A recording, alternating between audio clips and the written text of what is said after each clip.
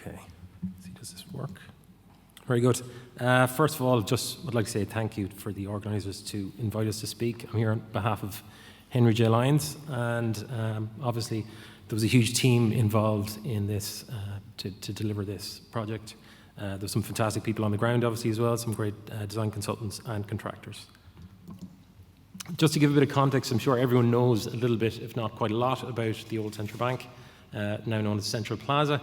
But I suppose there was Stevenson Gibney obviously ran through a number of different design iterations back in the late 60s, eventually landed with the final concept. And I think it's important to think of the building in the context of Dublin and the Liffey. And I suppose what Stevenson maybe envisaged was this idea of a building of great permanence that spoke to, say, the likes of the Four Courts, the Customs House, the Trinity College, and other great buildings up and down the Liffey. Even the palette itself, I suppose, these great slabs of granite versus the more traditional palette of red brick in Dublin, and also this idea of the datum, rising above the datum of the city in terms of the eaves line.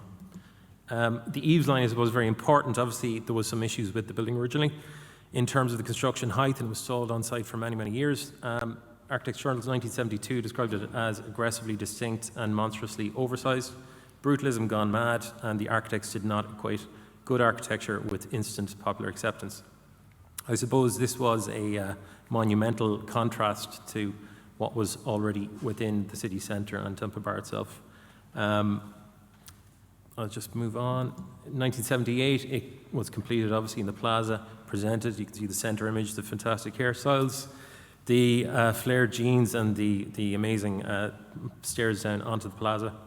The 1980 edition of Architecture Ireland there on the right. And you can see actually with the roof now stripped back and that famous roof structure exposed to the elements. That was reclad again, and I think it was 1992 or 93.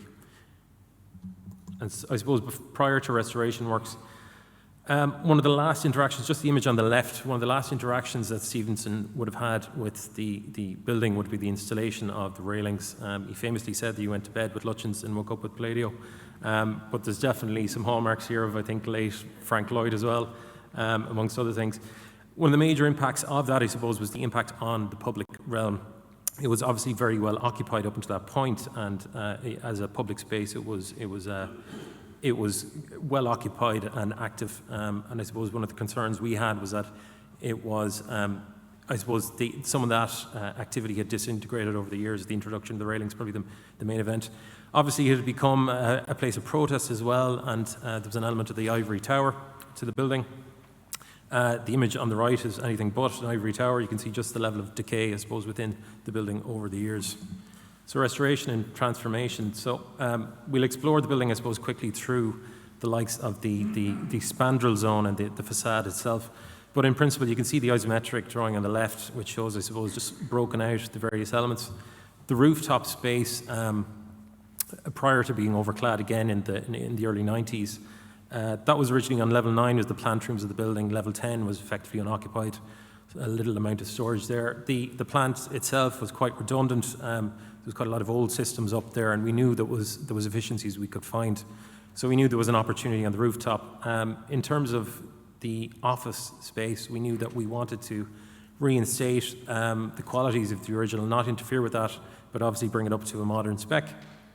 And at ground level, and we knew there was issues with wind tunnelling and I suppose the lack of activation, the issue with the railings that were installed in the early 90s. There was also an oversupply of car parking spaces, with 120 spaces originally in the basement over 2 levels. So one of the design proposals we had was to effectively cut a scoop out of the plaza and to try and offer more street activation back to the public. Sorry, just to go back on that, you see there's also a zone, the floor plan on the right is, I suppose, the floor plan as we present it now. But there was an issue with fire spread within the building, which had to be resolved. It meant that the floor plan had to be held back effectively, so open plan desking, etc., had to be held back from the glass edge. It's equated to about 30% of the net floor area of the building, so it was something we absolutely had to resolve. You can see there, I suppose, as it presented prior to strip out and reconstruction. But this magic trick, I think, that Stevenson developed, which is, I think, a stark contrast to the other examples of this around the world. This is a twin core structure. It's a very important item. And when I say twin core structure, it means that there's 2 cores that come up, and the roof structure effectively suspends the floors below it. But what Stevenson did was he separated the glazing line with these exaggerated granite sills. The extra depth separating the glazing line from the structure externally, and I think it just creates this wonderful effect. There's 2 terms that are referred to fairly commonly in this presentation. The super node at the top, which carries these hanging bars, the McAloy bars, back up to the rooftop and back down through the concrete cores. That's the diagram of it there on the left. This was the golden age, I suppose, of structural engineering, and highly inventive. ARP were involved in this originally. Unfortunately, it was also the golden age of thermal bridging and asbestos and air leakage and everything else that goes with it. So there was a lot of knock-on consequences. I suppose just to finish the element with regard to the structure, so you can see the diagrams in the centre with regard to the rising foundations, the slip core construction to build the cores, and then at the rooftop it was effectively formed something not too dissimilar to bridge construction. And from that, the various McAloy bars were suspended down, and then the floor plates jacked up into position. You can see on the right-hand side some cross-sections through the McAloy hanging system and the connections back into the floor plate. So you can see it there in 1972 with the original roof, which was eventually stripped back before the floors were lifted. You can see in 2017 when we inherited the building and the mast climbers are going up, we've stripped back some of the McAloy hangers in that image. You can still see the 1.5 module on the glazing and the overclad rooftop that was installed in the early 90s. On the right-hand side, you can see what we've done with it effectively. We've tried to hold on to the simplicity of construction. The glazing has gone from a 1.5 metre module to 3 metre module. It is tinted like the original. Full refurbishment of the McAloy hangers and the super nodes and the new rooftop construction, the glazed envelope, and onto the street, some new street activation. The one thing to point out here is there's a massive spandrel zone there that we don't see, and there was a huge amount of work that went into that. That's a cross-section through these exaggerated granite spandrels, and I suppose the significance of this was trying to stop fire spread through to the hanging system, try to resolve the thermal issues, obviously, that presented themselves, trying to reinstate the glazing in a sensible and appropriate manner.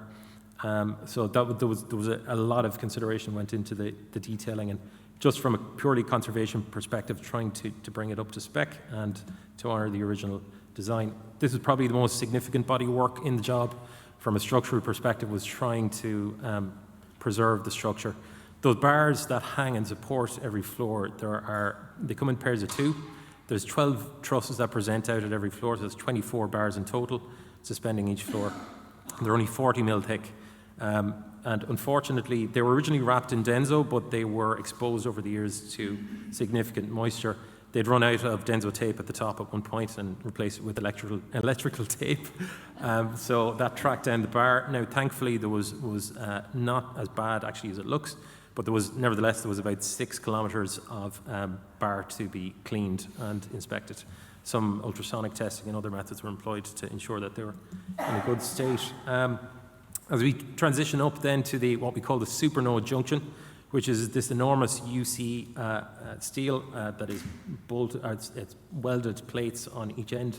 The McAloys then transition to a diagonal and then back up into the roof structure. So the center image in the bottom there, you can see it was almost like an operating theatre. This is like open heart surgery. The level of care that had to be taken on these junctions was really something else. We had to do this in scaffolds cantilevered over the edge of the building as well at a crazy height. We've actually filled that box with wax and to stop future moisture ingress. And to do it, actually, it was done in the middle of winter. We had to wrap it in an electrical blanket and pour the wax in so that it maintained its a constant temperature so it didn't solidify unequally. So there was such a level of detail that went into this. It was quite fascinating. I suppose the other important thing here is with regard to the cores. Obviously, we need to take the structure, we need to take those forces back down. On the left-hand side there, you can see we had 3 passenger lifts and 2 executive lifts originally. Now we've got 2 service lifts, a firefighting lift, 4 passenger lifts, and 2 high-speed lifts to the roof. That's the Plaza. You can see it there in 2013 when we got our hands on it with the railings. 2018, you can see that carving out into the lower Plaza and as completed there. One of the main distinctions we wanted to make, because we wanted to really make this building work very hard, so we tried to stack uses, so we still have the office use in the intermediate floors. We've F&B and retail offerings down at the ground floor and the lower plaza, and at the rooftop we have this hospitality space. So we needed to create a distinct means of access to that. So we've flipped the staircases. One goes up to the office as it did originally. The other goes down and provides a distinct means of access to the rooftop space. You can see there just the complexity within the roof structure that we inherited. You can see actually at the top of the image there on the left, you can see the original exposed roof structure, overclad. That was again overclad in the early 90s. And when we peeled it back, you could see the amount of the complexity in the structure up there. You can see the horizontal macaloids that transition between the cores. Is a 15-meter span between those, and they're perfectly taut. This is the glass envelope, the octotube from Delft for the subcontractor involved with this. We tried to come up with a scheme that was quite neutral, this kind of diamond lattice that sits on top of the cores and the existing steel structure. And it's, I suppose in a way, it's not trying to contrast too much with the strong horizontality of the original building below. And you can see there's, I suppose, just preserving the views out to the city beyond. I suppose just to wrap up then, I suppose then some of the finishing touches, some of the other elements that we to consider in terms of the envelope and the performance of the building was the heavily exposed soffit, obviously underside of level 2, so there's new aluminium panels in that. All the encasements, including rock wool wraps and all the rest to these parts. And I suppose finally, just to wrap up on the building in the context of, I suppose, time, the building originally was the commercial building, which is in the centre of the image, with the tower of the old central bank overlaid on it, was originally demolished and famously rotated, or attempted to be rotated on the spot. You can see obviously City Hall, or the Royal Exchange as was known at the time, Dublin Castle, the old Parliament buildings and Trinity College. And I suppose just in the context of this building as a building originally envisaged as a building of permanence, that it in many ways I think the intent obviously would for it to be to last for another 150, 200 years, but it's such a delicate structure. All these other structures you see in the image are quite robust. They're heavy masonry.